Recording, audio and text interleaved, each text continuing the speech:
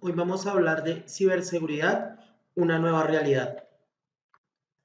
Mucho gusto, mi nombre es Andrés Camilo Guerrero Sánchez.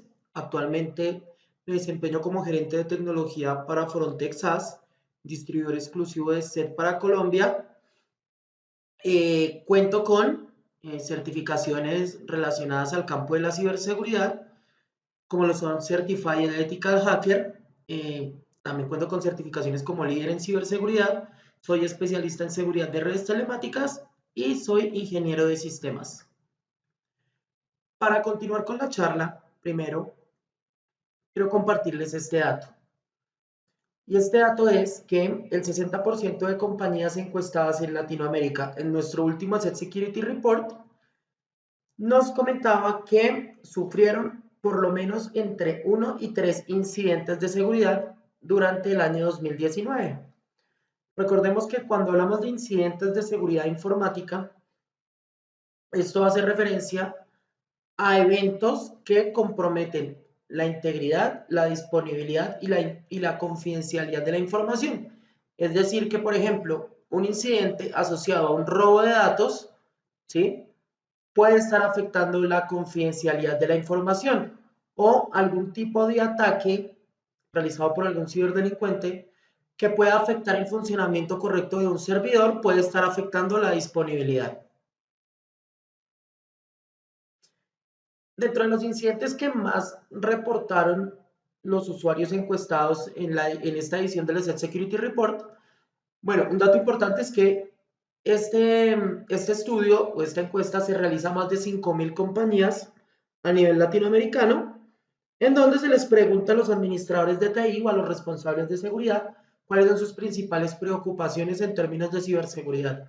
Entonces, teniendo en cuenta que el 60% de encuestados reportaron entre 1 y 3 incidentes, ¿sí?, de estos incidentes, los que más se nombraron por los encuestados, pues están el ransomware.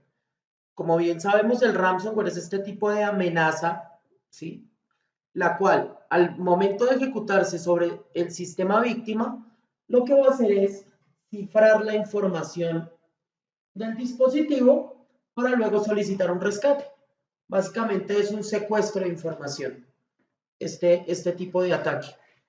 Aún las compañías son víctimas de este tipo de ataques, a pesar de que ya desde hace varios años se ha venido informando por diferentes medios sobre los riesgos que existen actualmente en la infraestructura, tanto corporativa como en la información de los usuarios, eh, sobre este tipo de amenaza en específico, que es el secuestro de la información.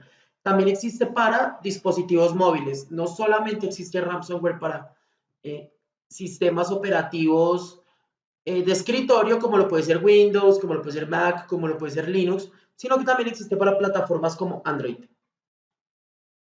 Otra de las preocupaciones de los encuestados es el malware. Cuando hablamos de malware, estamos hablando de todo este tipo o todo este conjunto de amenazas que ya todos conocemos, como lo son los virus, los gusanos, los troyanos y demás amenazas que siempre hemos escuchado que afectan a los sistemas de cómputo. Entonces, al igual que el año pasado, ¿sí?, el malware sigue estando en las primeras posiciones, en lo que tiene que ver a preocupaciones de las compañías y de los usuarios en general sobre qué amenazas pueden poner en riesgo su información.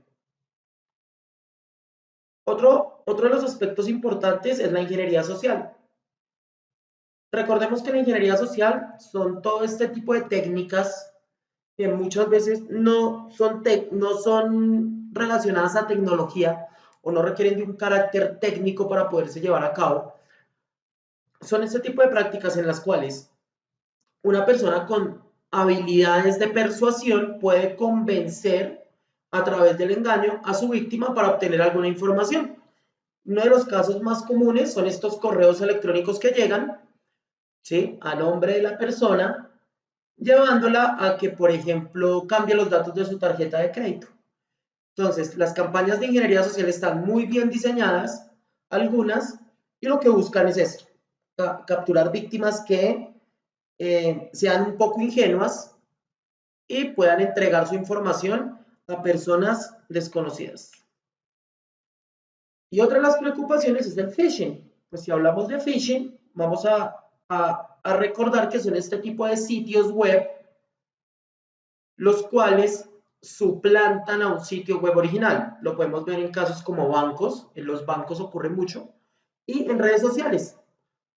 Como las personas utilizan mucho sus redes sociales para muchas cosas, pues los ciberdelincuentes lo que van a hacer es tomar un sitio, duplicarlo con las características lo más parecidas a la original posible, y luego de esto publicarlo en internet para que las personas incautas logren colocar sus datos.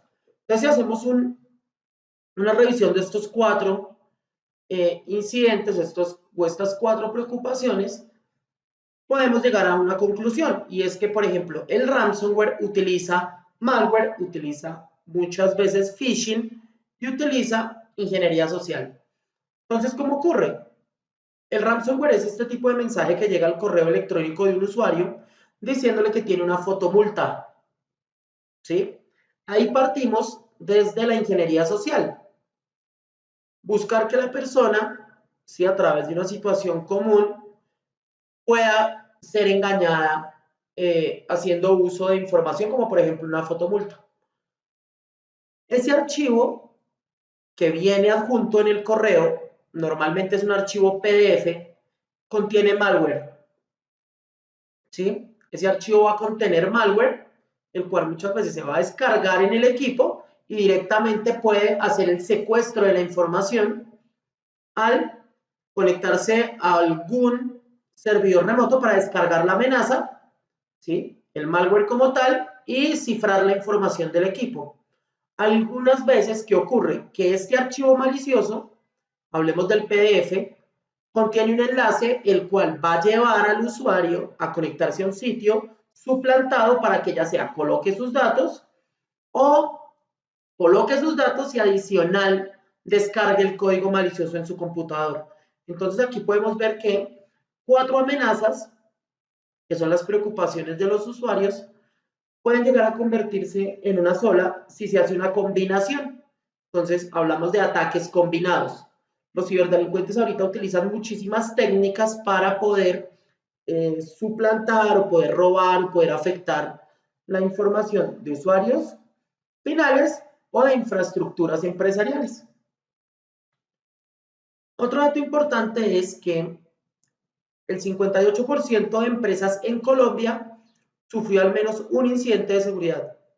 Entonces, si pensamos en este dato, vamos a imaginarnos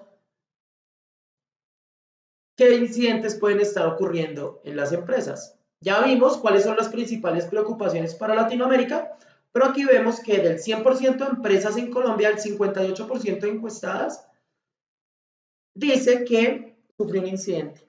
Pueden ser incidentes de phishing, pueden ser incidentes de ransomware, pueden ser incidentes de fuga de información, de robo de información, de suplantación de identidad, de todo ese tipo de amenazas que sabemos que existen en los entornos tecnológicos y que los medios de comunicación se han encargado de muchas veces notificarlo. Entonces es muy importante tener en cuenta esto porque puede que nuestra empresa o la empresa para la que trabajemos esté sufriendo incidentes de seguridad y muchos de ellos puedan ser detectados, pero muchos otros no. Y aquí hablamos puntualmente de las amenazas persistentes, que son este tipo de amenazas que son instaladas, por decirlo así, dentro de la organización en lugares donde el administrador de sistemas no las va a poder detectar. Entonces, es importante que dentro de sus empresas o las empresas donde ustedes trabajan puedan empezar a identificar qué tipo de amenazas pueden llegar a ejecutarse.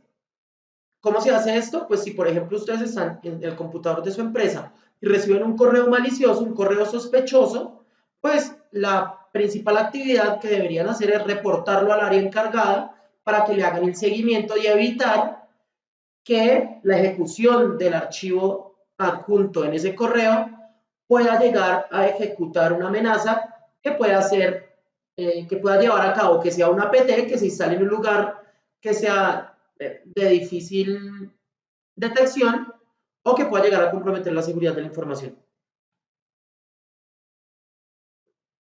Entonces, ¿de dónde surgen las amenazas? O sea, o por qué se llevan a cabo las amenazas, o los incidentes, o de dónde aparecen todo este tipo de problemas.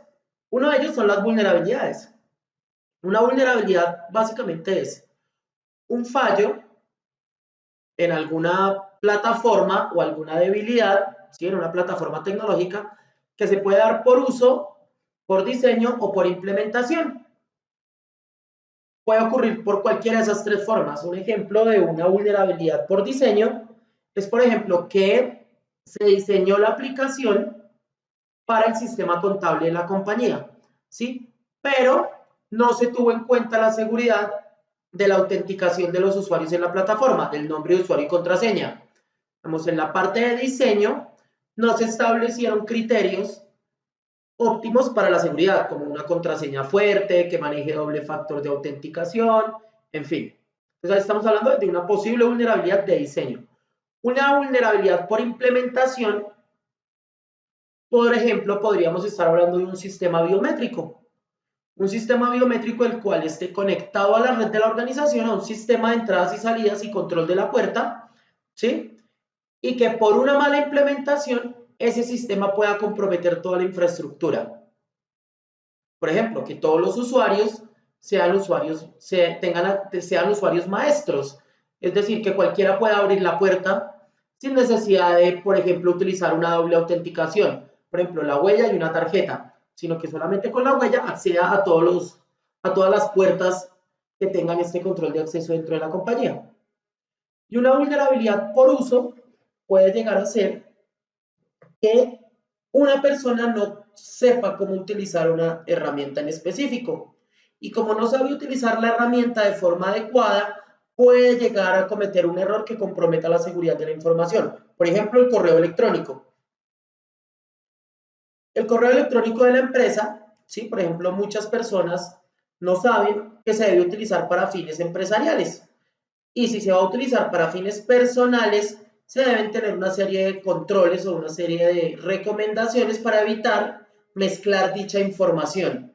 Entonces, cuando esto no está establecido dentro de una compañía y los usuarios utilizan los correos electrónicos para temas tanto personales como laborales, puede presentarse un problema de fuga de información.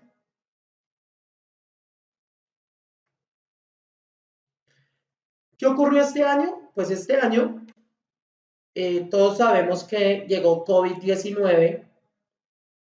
Llegó el tema de la pandemia, el tema del aislamiento, el tema de tapabocas y todo este tema de bioseguridad que nunca antes se había visto, ¿sí? A pesar de que hace varios años se hablaba del H1N1 y otro tipo de amenazas biológicas, ¿sí? Este año 2020 fue el año en donde COVID-19 paralizó prácticamente las industrias y paralizó el mundo.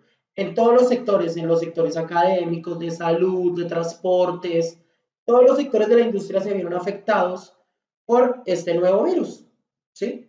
Entonces, ¿qué ocurre aquí? Que una amenaza biológica, ¿sí? Hizo que los ciberdelincuentes se aprovecharan de ello para generar nuevos o aprovecharse de nuevos vectores de ataque,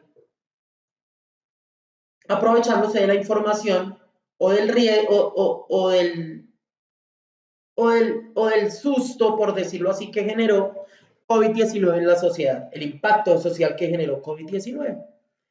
Y es así como, por ejemplo, hablamos de riesgos. Entonces, en este año se vieron muchos riesgos para la seguridad de la información, muchos riesgos asociados a la seguridad de la información, y esto lo conocemos como un riesgo por correlación, es decir, dos amenazas, ¿sí? Juntas pudieron llegar a comprometer la seguridad de la información. Entonces tenemos una parte, una amenaza biológica, COVID-19, ¿sí? Y otras amenazas tecnológicas, por ejemplo, el phishing. Entonces, al juntar esas dos, tenemos que para la seguridad de la información hay un riesgo elevado, ¿sí? De poder comprometer la información de los usuarios y las compañías. Entonces, por ejemplo, hablando de phishing y de COVID-19, de nuestro Asset Security Report, los usuarios encuestados, el 45% dice que recibieron intentos de phishing relacionados con la pandemia. Es decir, a sus correos electrónicos llegaron mensajes relacionados con COVID-19 con algún tipo de contenido malicioso o algún tipo de engaño. Nosotros pudimos ver, por ejemplo, para el caso acá de Colombia, muchas campañas que llegaban a través de correo informando que cerca a la vivienda había contagios o focos de COVID-19 y con un PDF daba instrucciones de qué hacer. Dicho PDF contenía contenido malicioso que estaba comprometiendo la seguridad de la información. Entonces las palabras phishing, malware e ingeniería social se convirtieron en las más pronunciadas, por decirlo así, o las más nombradas en el 2020 lo que tiene que ver con seguridad. Teniendo en cuenta que el phishing, la suplantación, el malware, el tema de virus, troyanos, gusanos y la ingeniería social, todo este tipo de engaños que están circulando a través de la red. Entonces, ¿esto a qué nos lleva? A que se plantee esta pregunta para las compañías o para las empresas, ¿sí? Y es, ¿pensaron las compañías en estrategias de ciberseguridad para el trabajo remoto? Posiblemente no, porque el teletrabajo en Colombia no estaba 100% adoptado. Colombia es un país en donde todavía manejamos la filosofía de ir a la oficina a trabajar de manera presencial en las instalaciones. No se contaba con teletrabajo. Entonces nunca se tuvo en cuenta qué pasaría o nunca se implementaron planes para el trabajo remoto, específicamente lo que tiene que ver con ciberseguridad. Lo que son accesos a correos electrónicos cloud, VPNs, soluciones de seguridad gestionadas desde la nube, en fin. Pues como esto no se pensó, muchas compañías actualmente no tienen control, no tienen gestión sobre la información ni sobre los dispositivos empresariales, hablo de portátiles, teléfonos, tablets, que los usuarios están utilizando en sus casas. Pues al no tener esta gestión, la seguridad se está viendo altamente comprometida. Si vamos a algunos datos puntuales sobre esto, de los usuarios encuestados en el ESET Security Report, más del 50% de ellos nos comentó que la organización para la que trabajan no brindó herramientas de seguridad para el trabajo remoto. O sea, fue básicamente como mañana tienes que trabajar desde tu casa, llévate lo que necesites, tu computador, tu segundo monitor, lo que necesites, llévatelo para tu casa y trabaja desde casa. Entonces, ¿esto a qué nos lleva? A hacernos otra pregunta. ¿Y la seguridad de la información fuera de la oficina qué? ¿Qué pasó con esto? Las empresas muchas veces invierten en tecnologías de seguridad de forma interna, de forma local. Tenemos los firewalls de perímetro, tenemos IDS, IPS, control de acceso, cámaras, una gran cantidad de dispositivos de seguridad de forma local. Pero hoy esos dispositivos están dentro de la oficina y protegiendo el entorno informático dentro de la oficina. No cubren el perímetro, no cubren la parte externa de ella, porque está fuera del perímetro de seguridad. Por ejemplo, la conexión Wi-Fi, ¿sí?, del usuario en la casa. ¿Cuántos de ustedes han revisado si la seguridad de la red Wi-Fi de su casa cumple con los criterios mínimos de seguridad?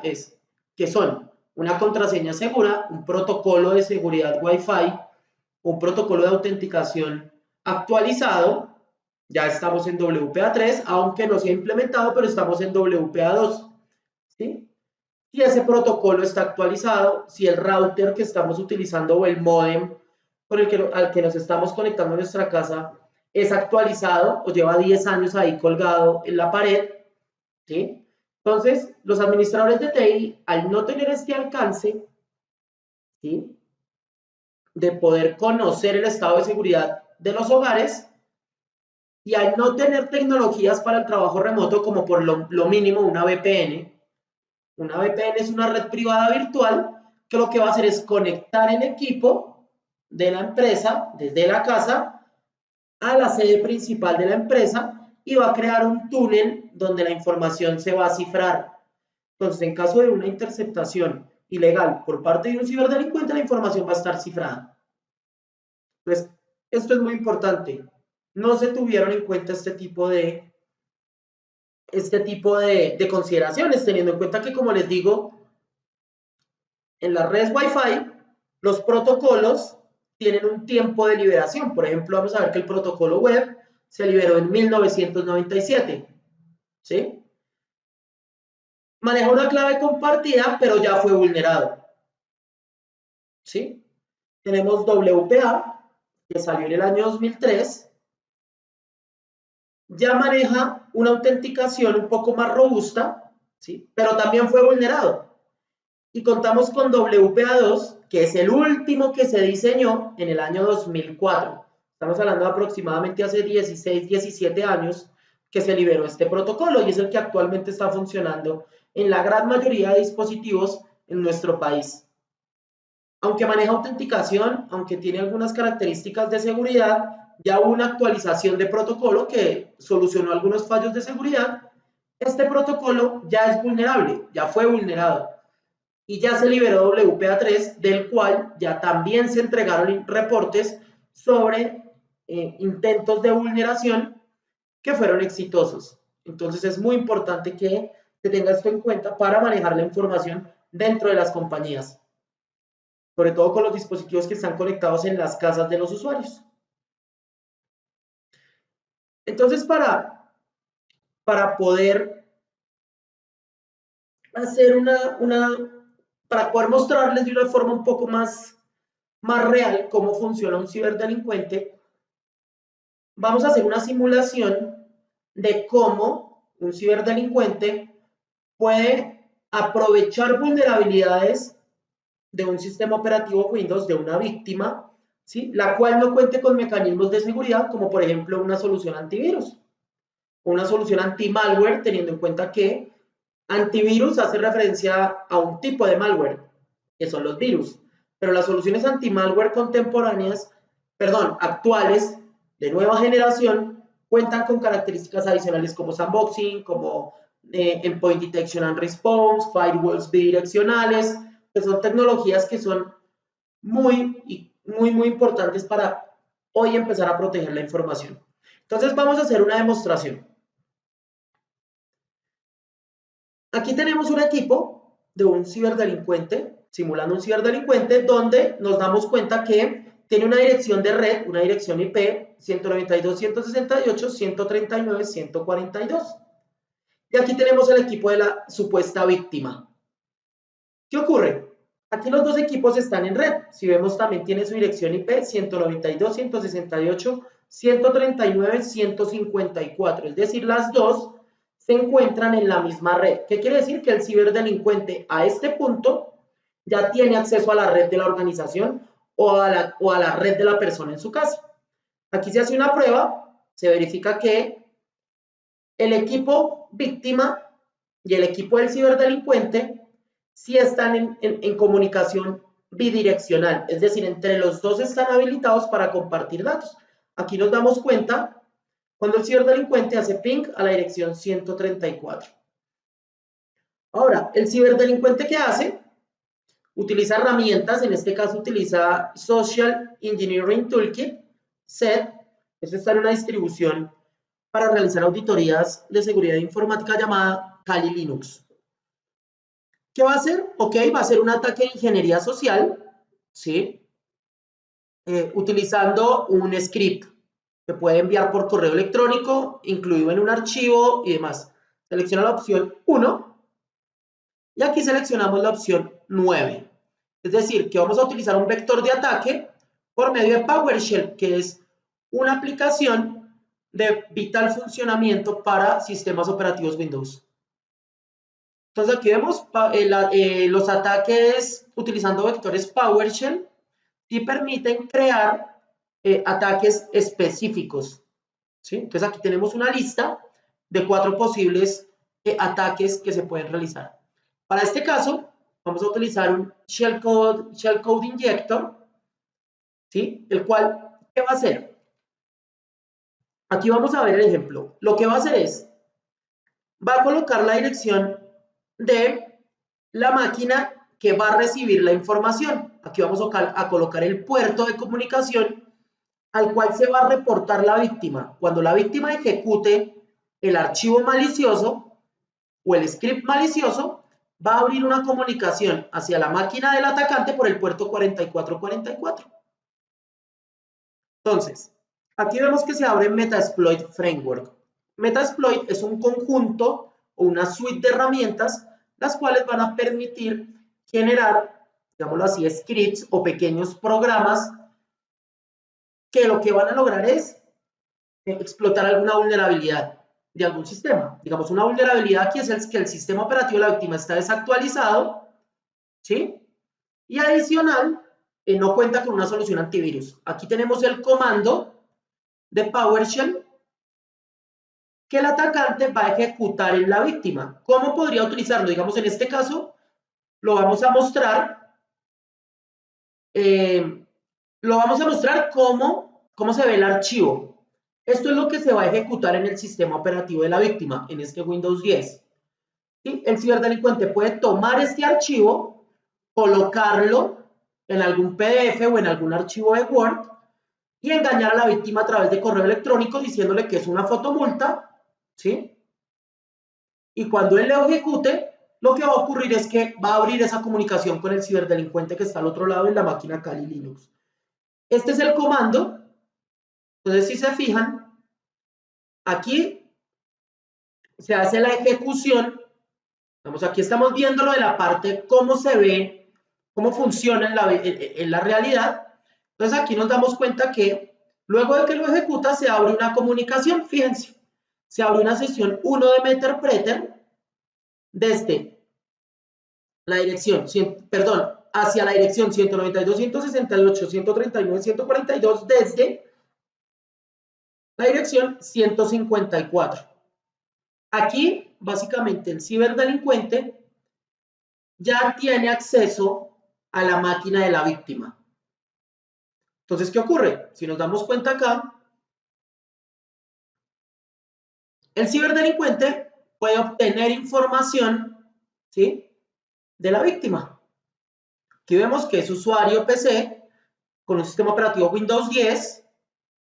Su arquitectura es x64, es decir, es un sistema operativo a 64 bits. Y que su lenguaje está en español. Y hace parte de un dominio que se llama grupo de trabajo o workgroup. ¿Sí? Y actualmente hay 2 usuarios autenticados. Entonces, ¿qué pasa en el otro lado? El usuario no se está dando cuenta de lo que está ocurriendo. Porque él sin querer le dio acceso al ciberdelincuente. Aquí nuevamente pues abrimos la sesión y se hace un listado de los directorios que tiene dicho equipo, el equipo de la víctima. Estos son todos los archivos que están en ese equipo. Aquí podemos ver las DLLs, la información del sistema, qué permisos tiene. Aquí podemos ver que están los permisos, si es un archivo, si es un directorio. Entonces el ciberdelincuente, al tener este tipo de información, pues podría desde acá robar información, podría subir archivos maliciosos para infectar la máquina de la víctima y otras actividades. Aquí podemos ver información sobre la configuración de red. Entonces aquí vemos efectivamente que tiene la dirección IP 192.168.139.154, que es la dirección de la víctima. Aquí volvemos a hacer un info para ver la información del sistema operativo de la víctima. Entonces, ¿qué ocurre con esto? Que, por ejemplo, el ciberdelincuente puede realizar muchas acciones, como por ejemplo, como bien les decía, sacar información, subir información, podría activar la cámara web de la víctima, ¿sí?, sin que ésta se dé cuenta, y poder hacer un registro de la habitación o del lugar donde está dicho equipo. Y esto se puede utilizar para otros fines. Por ejemplo, pensemos en un escenario donde un ciberdelincuente puede obtener información de cómo es una oficina por dentro o cómo es una casa por dentro y hacer una descripción o hacer un mapeo o desarrollar el perfil de la víctima. ¿Qué gustos tiene? Por ejemplo, en qué parte de la oficina está ubicado, si está ubicado cerca a la puerta. En fin, hay mucha información que un ciberdelincuente podría utilizar para aprovecharse de la víctima. Entonces, ¿qué pasa con esto? Que cuando hablamos de gestión de seguridad de la información, ¿sí? Debemos pensar desde todos los ejes de la compañía, desde la gerencia, desde los cargos medios, desde los cargos operativos. Es decir, todos tenemos que ser parte de la seguridad de la información. Pero no solamente con esto basta, debe existir una fusión de la seguridad informática desde varios ejes.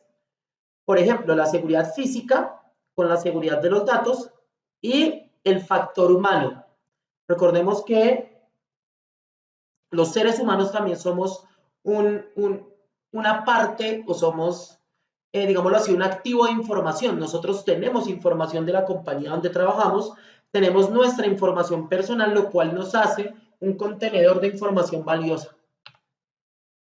Entonces, aquí tenemos una fusión de tres factores: seguridad física, seguridad del factor humano y seguridad de los datos.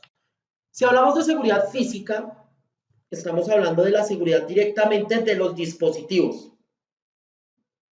Todo lo que tiene que ver con entornos físicos. El CCTV, los lectores biométricos. CCTV son las cámaras de seguridad, los circuitos cerrados de televisión. Los lectores biométricos de acceso, por ejemplo.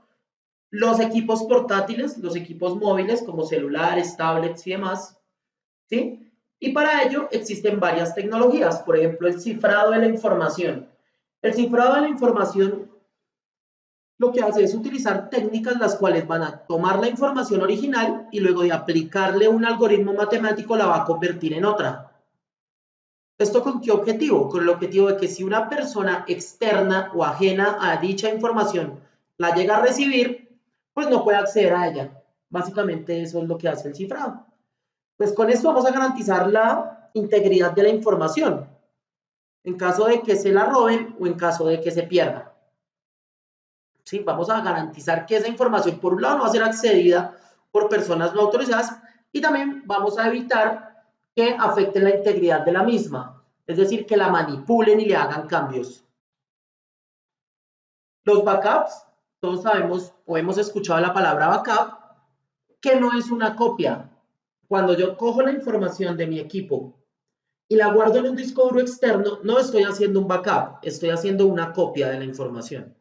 Un backup tiene unas características adicionales que lo que van a buscar es mantener la información en un estado seguro y que nos permita recuperar la información en caso de algún incidente como el ransomware. Digamos, la infraestructura o el equipo se infecta con ransomware. La solución más rápida es poder, digámoslo así, formatear o reinstalar el sistema operativo de la máquina afectada, acudir al backup y desde la aplicación de backup recuperar la información en dicho servidor.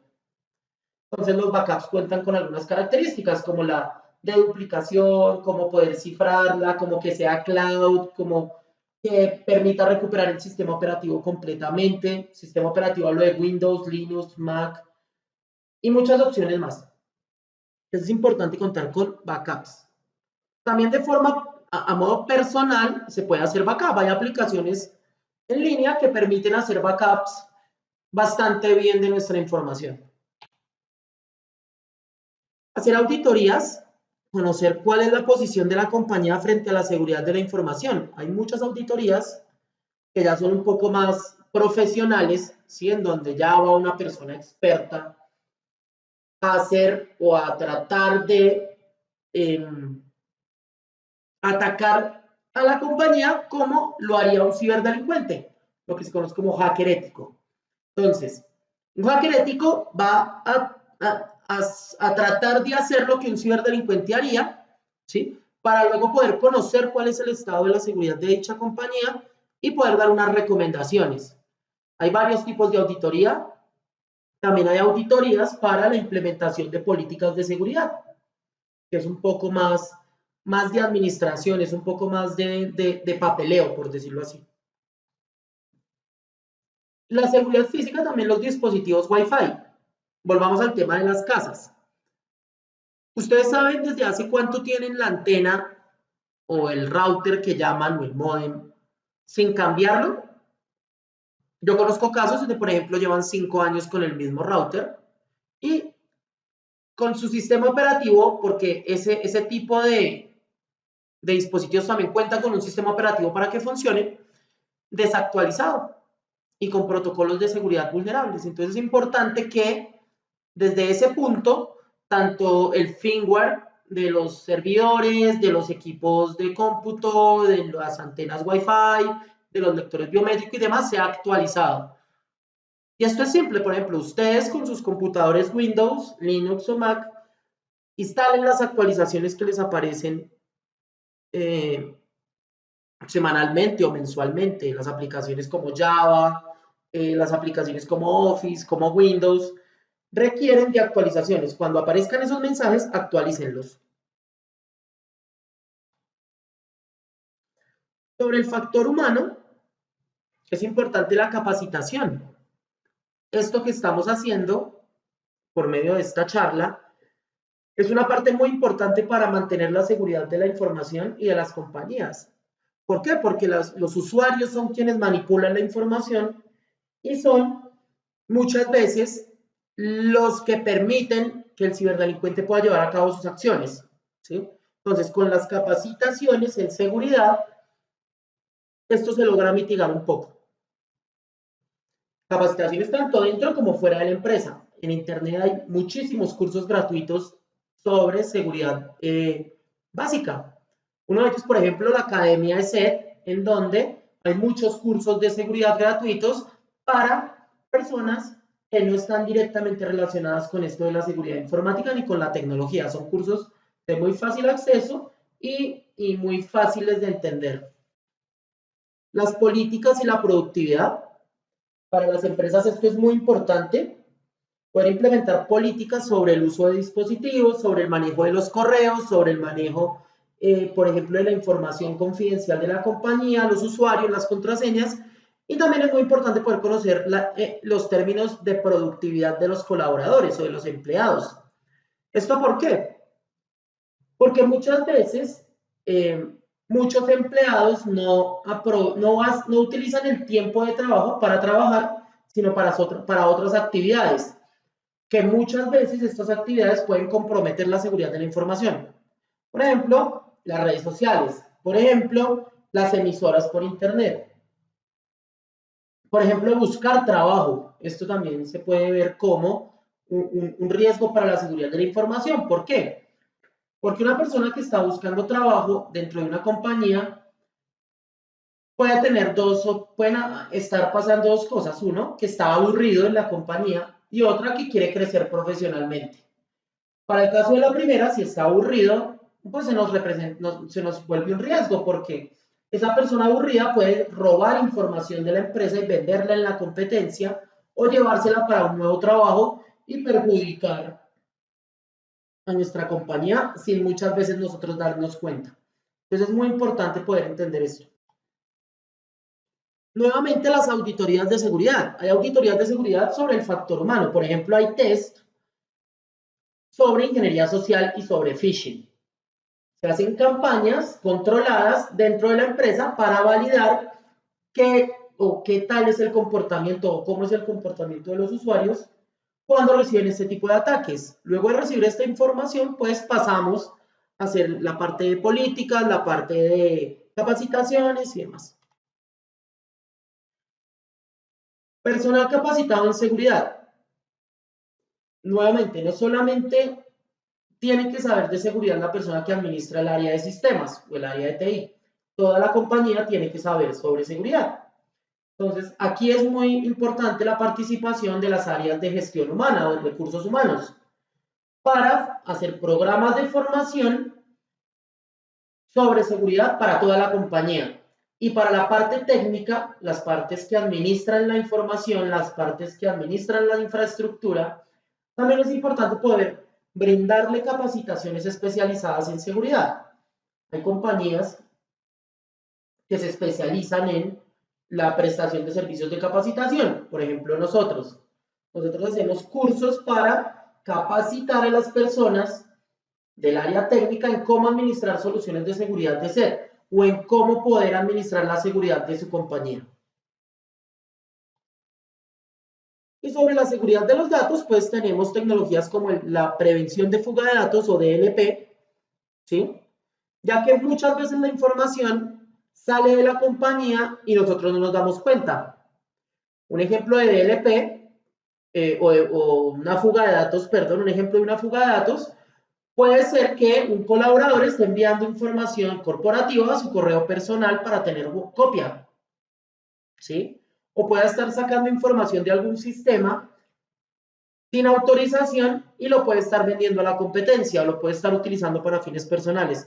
Entonces es muy importante contar con tecnologías para este tipo de incidentes.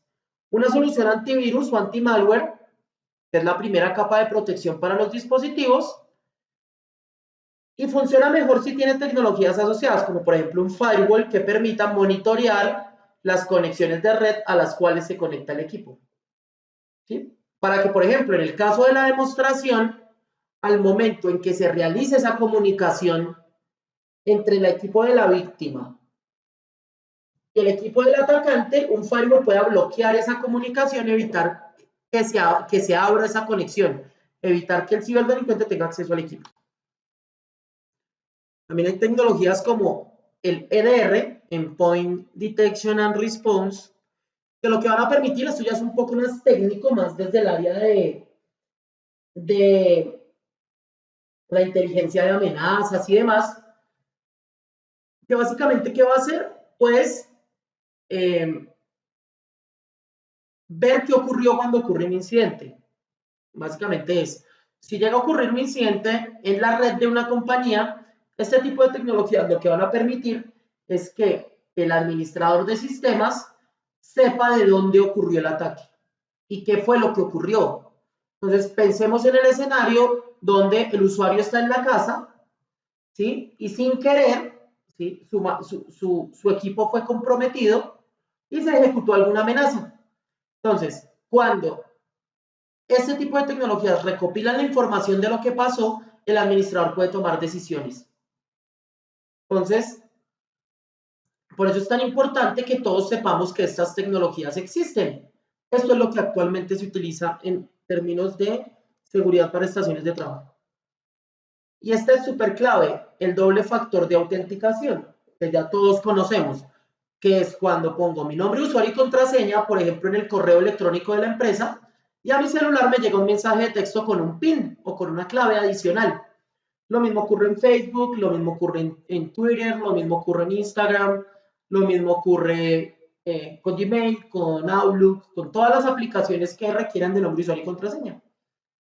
Entonces es importante que puedan empezar a utilizar estas tecnologías, sobre todo el doble factor de autenticación, tanto en sus entornos personales como en sus entornos profesionales. Entonces, ya para finalizar, el mensaje final es que tanto en lo personal como en lo corporativo, la seguridad de la información tiene que estar en nuestros planes de acción para el 2021. En las compañías tiene que estar.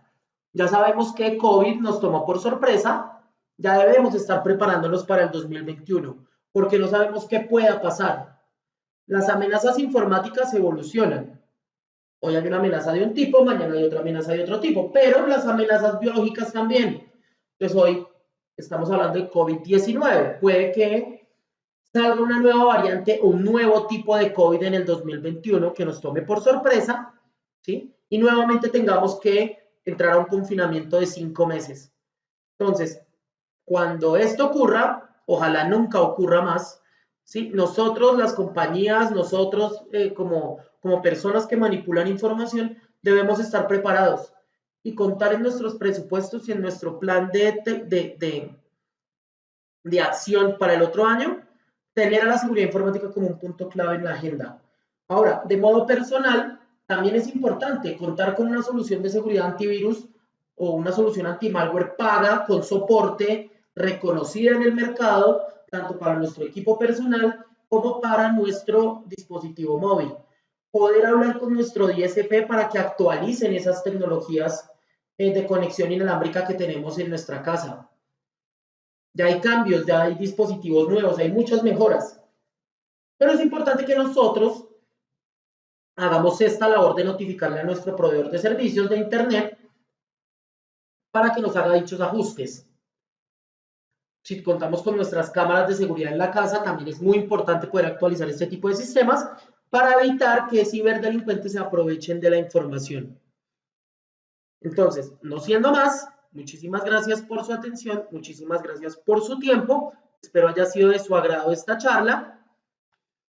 Recuerden, mi nombre es Andrés Camilo Guerrero Sánchez, trabajo para Frontexas como gerente de tecnología y ante cualquier duda estaremos totalmente dispuestos a colaborarles en lo que ustedes requieran. Muchas gracias.